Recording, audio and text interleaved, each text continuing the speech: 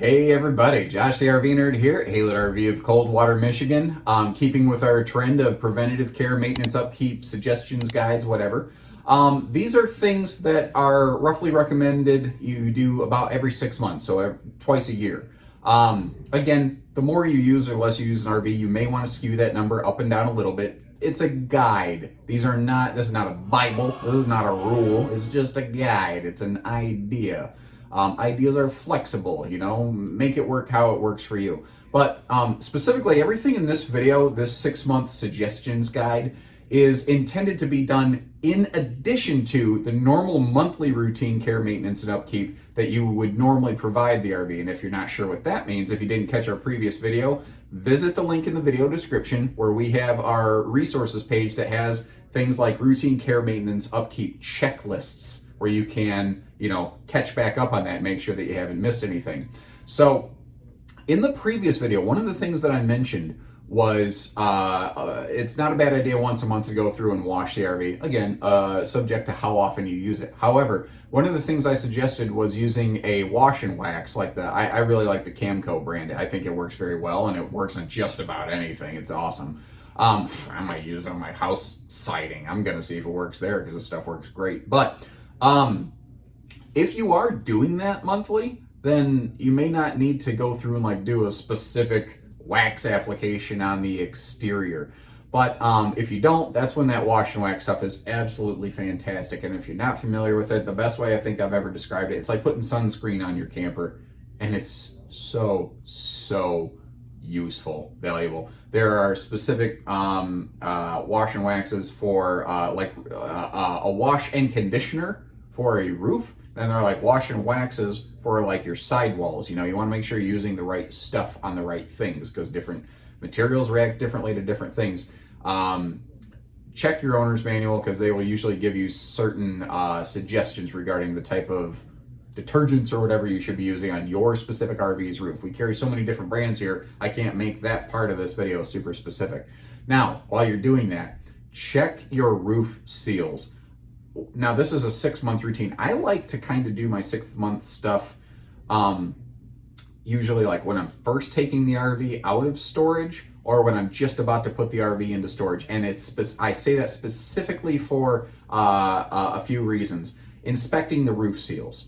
So first of all, what you want to do is, just so that you understand, the roof membrane, the roof sealants that are used out there, they get deteriorated by sun exposure, and all weather will have some effect on them, but the sun's really the number one enemy here. And it'll cause them to get dry and brittle, and they lose their elasticity, and once they crack, then water can penetrate through that little crevice that's created, even a little micro fissure.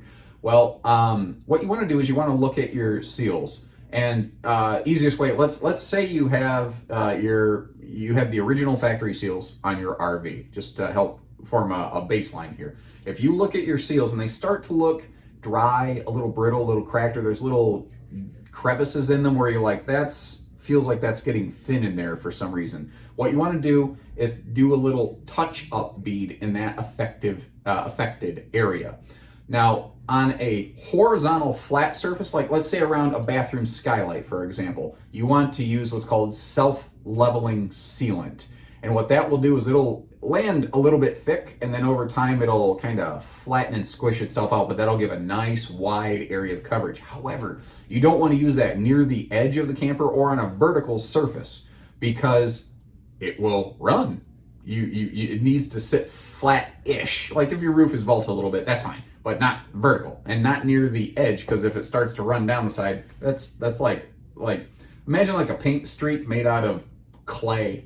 It doesn't clean easy, it doesn't come off easy.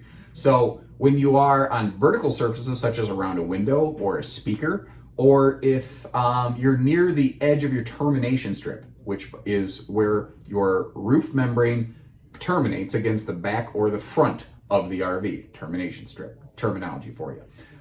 At the edges of the termination strip, you want to use non-sag sealant. So if you've already done a touch-up bead and it's starting to look suspect, You don't want to just keep adding more on top of it. That's a recipe for disaster. At that point, you want to do what's called a peel and seal, which, as the name implies, you're going to peel up all the old sealant, put the new stuff down. And there ain't really an easy way to do that. That's a bit of a process. It is very laborious, and it is very worth doing. People are like, well, isn't there a tool or something? Well, understand, that stuff is designed to not come off easily by definition. Well, that's one of the things that does work against you. But so that you understand, a full peel and seal is something you don't need to do in an RV, but maybe a couple times in its lifespan. Now, if you live in an extreme sun country, just Arizona, for instance, because I know just you're about 2 feet from the sun out there, you may need to do it a couple more times through the lifespan of the RV, but this isn't something you have to do annually, not at all. Now from there, from the top to the bottom, take a look at the axles.